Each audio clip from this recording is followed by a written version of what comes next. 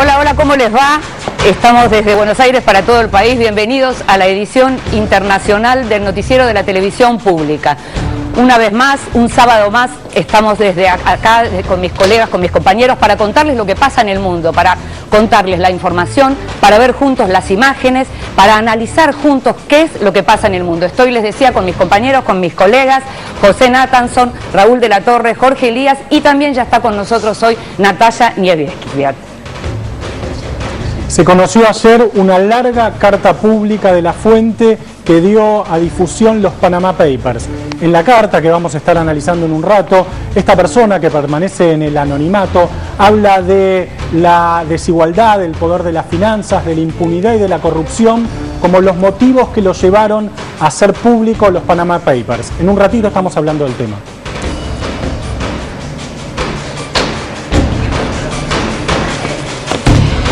¿Se encuentra ya el magnate Donald Trump a un paso de la Casa Blanca? Bueno, sin dudas casi que lo está al bajarse esta semana después de las primarias de Indiana del Partido Republicano de John Kasich y Ted Cruz.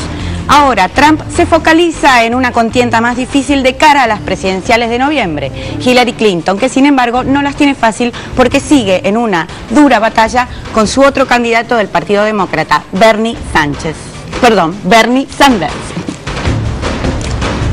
Una deuda pública total de 70.000 millones de dólares y un compromiso inmediato de 420 millones de dólares que no pudo pagar son los números que marcan este default en el cual entró Puerto Rico, Estado asociado libre de Estados Unidos, y la preocupación hasta para el Departamento del Tesoro de Estados Unidos, que dice que la situación es grave y no saben cómo resolver. Un país que está en una grave crisis económica y sin posibilidad de pago. ¿Cómo seguirá esto? Vamos a ver cómo se resuelve este tema en este particular caso de país que no puede cumplir con sus compromisos externos.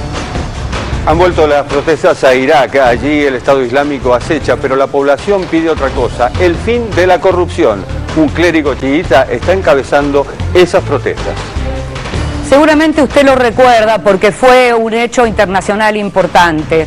Hace un año y medio, en septiembre de 2014 exactamente, 43 estudiantes de magisterio desaparecieron en Ayotzinapa, México. Desde entonces se investiga para saber qué pasó con ellos. Recientemente, una comisión internacional que depende de la Comisión Interamericana de Derechos Humanos tuvo que retirarse de México sin resultados. Vamos al informe.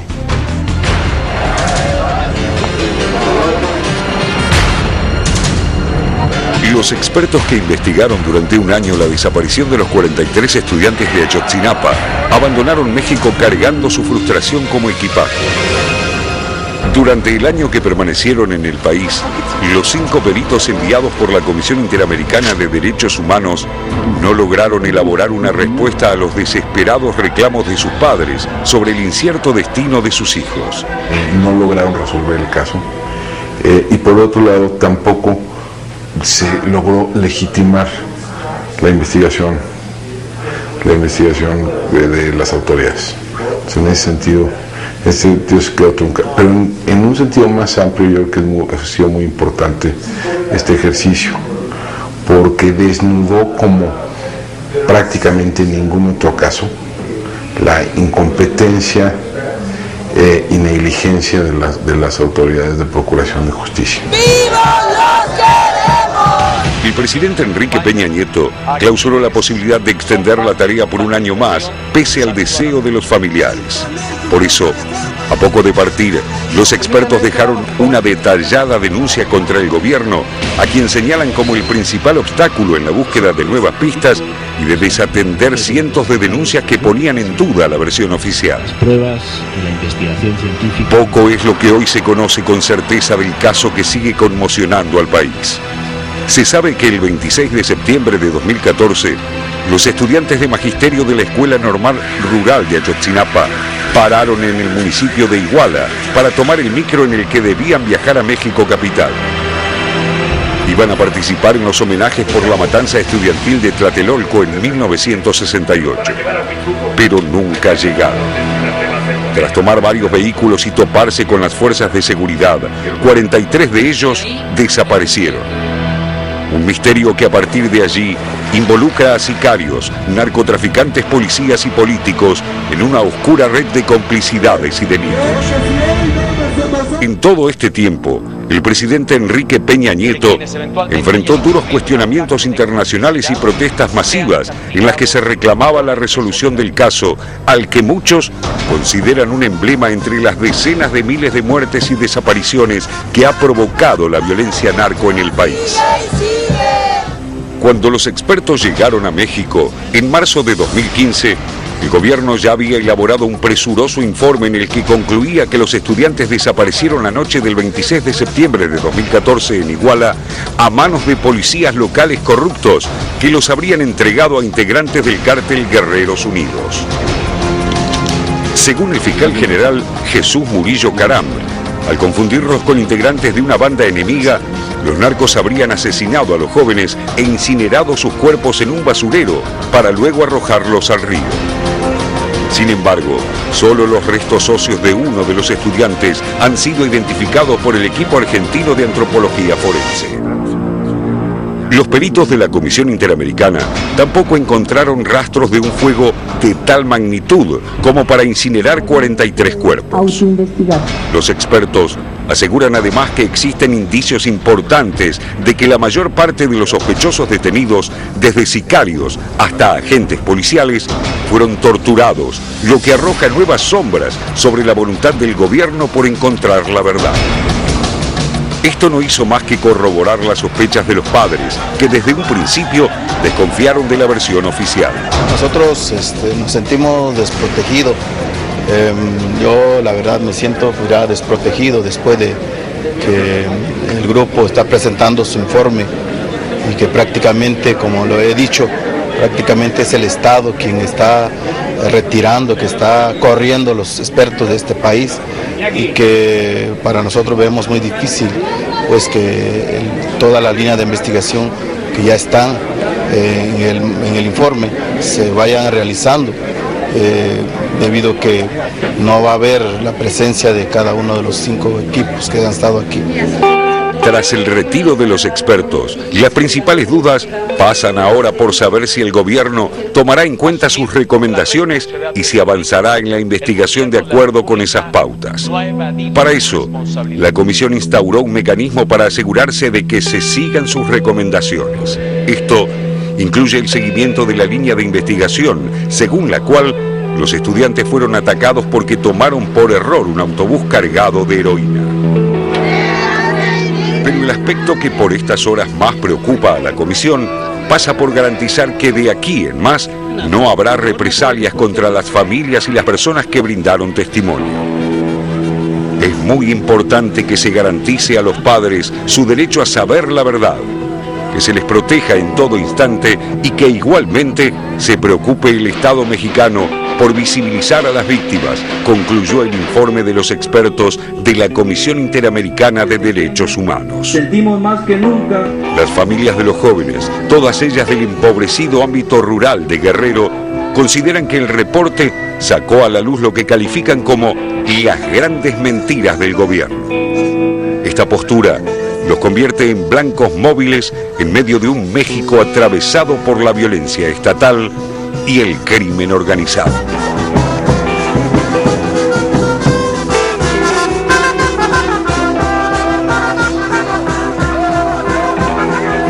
El informe nos habla de las grandes mentiras del gobierno, menciona las grandes mentiras del gobierno de Enrique Peña Nieto. Se ha escrito mucho, se dijo mucho desde ese septiembre de 2014 a partir de la desaparición de los 43.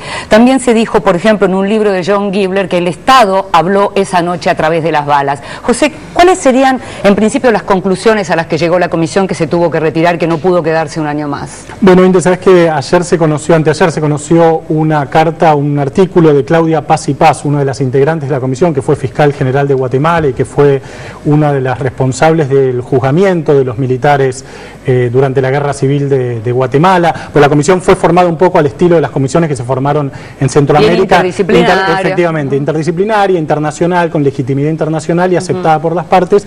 Y lo que llegaron a establecer era que las fuerzas de seguridad sabían que los jóvenes normalistas estaban llegando al lugar, que no hubo enfrentamiento con las fuerzas de seguridad, muy decisivamente que no estaban armados y que luego muchos de los implicados o de los supuestos implicados en el crimen fueron torturados. Esto es lo que llegó a establecer la comisión antes de irse de México. En el fondo de esto está la decisión del expresidente Felipe Calderón de declararle la guerra, esta es la palabra que él usó, sí, al narcotráfico en México. Esto costó, hasta ahora se calcula, unos 100.000 muertos en un país que está muy contaminado por el narco, por la violencia y demás. Vos sabés que en México, Inde, hay 3.000 fuerzas de seguridad.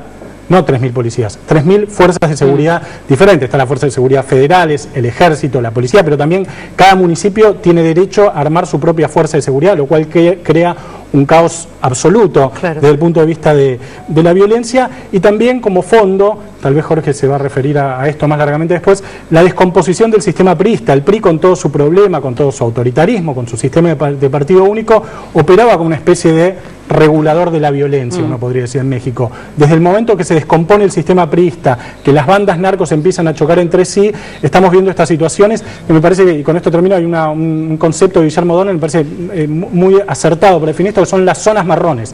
Es decir, un Estado federal que a nivel federal funciona, pero que hay zonas del territorio que están sustraídas al control estatal. Bueno, Ayotzinapa era una de estas zonas marrones. Ahora, hablamos del gobierno, Natalia, y hablamos de Enrique Peña Nieto, el presidente de México. ¿Y cuál es la imagen del presidente de México? Porque llegó con la fama de telegénico, de aguante, por decirlo así, diríamos nosotros, de los canales de televisión, de las productoras de televisión y demás. ¿Cuál es la imagen internacional hoy de Peña Nieto? La imagen internacional no es tan mala como la imagen que tiene Peña Nieto en México. Vos sabés que hay los últimos sondeos dan que tiene un 66% de imagen negativa, el líder hoy del PRI, y que enfrenta obviamente ahora unas elecciones regionales. Ya las papeletas, les dicen ahí, en México se están imprimiendo, las elecciones van adelante y se va a medir la fuerza que hay hoy en México. Como decía José, bien, un sistema de partidos muy controvertido y sobre todo el fracaso del PAN, partido conservador, como alternativa al poder, en su momento con Vicente Fox y luego con Felipe Calderón, han mostrado que el PRI volvió a la fuerza. Ahora bien, lo de si no ya, o sea, la masacre esta, sea asesinato, cualquiera sean las conclusiones de este informe, de lo que haya ocurrido con la gente, con los 43, como les dicen en México, con los chicos estudiantes de magisterio, muestra otras cosas. Es el fracaso de México de encontrar justicia. ¿Dónde se ubicó el presidente? El presidente no viajó a la zona, no les dio un abrazo a los familiares de los chicos, a los padres de los 43. Y esto se suma a una serie de cuestiones que son, por ejemplo, en México ha caído muy mal lo que es la devaluación del peso, ha caído muy mal la forma en que México se ha recuperado de la crisis internacional que lo golpeó a su vez a través de la crisis que padeció de los Estados Unidos. Hoy en México no hay buen trabajo, no hay trabajo del bueno, y eso golpea también la imagen de un México que, por ejemplo, en los últimos 4 años ha demostrado a su vez un fuerte fracaso para combatir nuevamente el crimen organizado. Ahora, y todo el crimen. Lo único que te digo, hubo en los últimos 4 años 57.200 homicidios dolosos y 4.500 secuestros. Eso es un golpe fuerte a la imagen ya golpeada de un presidente. Ahora, la imagen golpeada del presidente también tuvo que ver con la cuestión de la corrupción. Me interesa volver a algo que mencionaba José, porque digamos, la corrupción no es nueva. No. En todo caso, lo que se incorporó en los últimos años tiene que ver con el narco. Entonces, la imagen del presidente Peña Nieto fue muy golpeada por temas de corrupción, su mujer estuvo involucrada en esos temas. ¿Qué pasa con el sistema, digamos, la corrupción, el sistema y el narco? ¿Cómo conviven? El 81% de los mexicanos piensa que el narcotráfico y más que todo el crimen organizado está metido en los partidos políticos. Cuando hablamos de partidos políticos en México, hablamos de 3 en particular: el PRI, que hoy está en el gobierno, el PAN, que tuvo 2 sexenios, es decir, Felipe Calderón y Vicente Fox, que rompió esa hegemonía del PRI de 71 años en el año 2000, y el PRD, que es el partido de la izquierda, el partido de la Revolución Democrática, que ocupó sí la alcaldía de la Ciudad de México con Cuauhtémoc Cárdenas, figura emblemática. Lo cierto es que Crimen organizado está atado a corrupción y la corrupción sigue latente en la percepción de la gente. Cuando José Nathanson nos decía 100.000 muertos, hay también más de 20.000 desaparecidos en México y de eso no se habla o se habla poco, o digamos que la justicia no aporta en este caso una respuesta saludable para el sistema. Por eso el sistema de partidos también está infectado en cierto modo por esto. Crimen organizado, que lo asociamos con el narcotráfico, y sobre todo corrupción.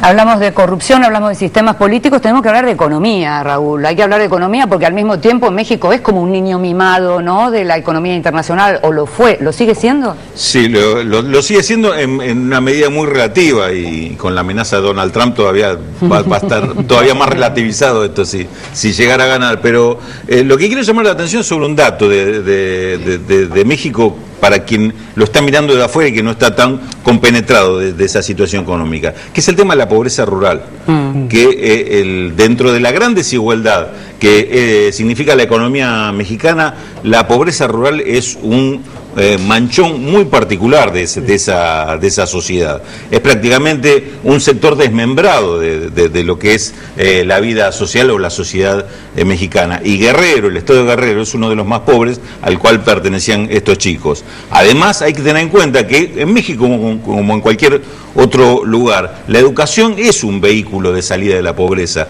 de abrir posibilidades, de dar oportunidades. Estos pibes se dedicaban al magisterio y por eso tenían una formación tan particular y tan politizada, porque justamente estaban en materia de lo que significa ese cambio social y cómo se logra esa transformación social.